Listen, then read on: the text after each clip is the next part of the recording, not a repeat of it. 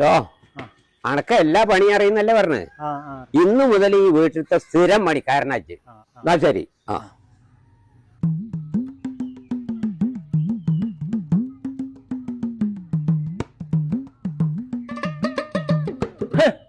ഇന്റെ പേരങ്ങൾ വേറെ പണിക്ക് വെച്ചൂലേ? വെച്ചു. വിവരമുള്ളവരെ ഞാൻ പണിക്ക് വെച്ചു. അന്നെ കിട്ടൂല്ല. ഇജ്ജ് റീൽസ് എടുത്ത് ഇങ്ങനെ നടക്കാണല്ലോ. അന്നെ ഇവിടുന്നാണ്ട് ഒഴിവാക്കിക്കൊള്ളു.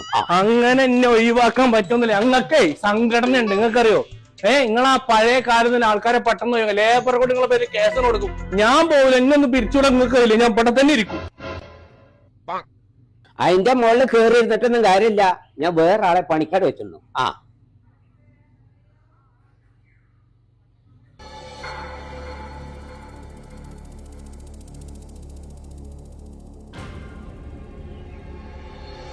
മാധവ, എന്റെ പാടത്ത് ഞാൻ കോഴിക്കാട്ട് ഇറക്കിന്റെ പൈസക്ക് 3ാമത്തെ വട്ടാണ് ഞാൻ ഈ വരുന്നത്. ഇന്ന് ഞാൻ വന്നിക്കണതേ പൈസക്കൊന്നും ഒരു തീരുമാനം കാണണം. ഞാൻ എന്റെ 2 കുട്ടികളെയും കൂടെ നിൽക്കണത് അതിനാ. 3 പ്രാവശ്യം എന്നോട് ഞാൻ പറഞ്ഞിട്ടില്ലേ, ആ കോഴിക്കാട്ടം ഇറക്കിയത് ഞാനല്ല, അത് പാട്ടത്തിന് ഞാൻ കൊടുത്തിരുന്നു. അവരിറക്കിയതാ.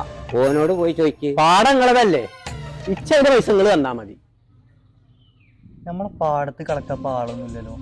ആ ഇരിക്കണ മൂപ്പരെ കാര്യത്തിനാണ്. നമുക്ക് ഓനോട് പൊക്കിക്കൊണ്ടായാലോ? നമ്മളെ പൈസ അല്ലേ നമ്മളെ പെരീക്ക് തന്നെ വരും.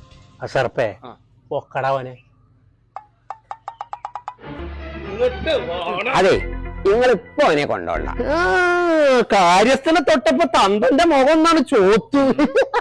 കൊണ്ടുപോകും ഞങ്ങൾ. കൊണ്ടുപോയിക്കോ, പക്ഷെ എന്റെ കണ്ണിന്റെ മുമ്പിൽ വെച്ചിട്ട് ഉപദ്രവിക്കരുത്.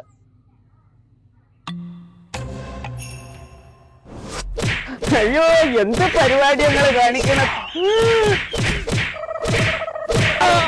നിർത്തി കല്ലാച്ചാ തട്ടോളി. പക്ഷെ നിലത്തുകൂടി ഇട്ടിങ്ങനെ വലിക്കരുത്. ഇട്ടത്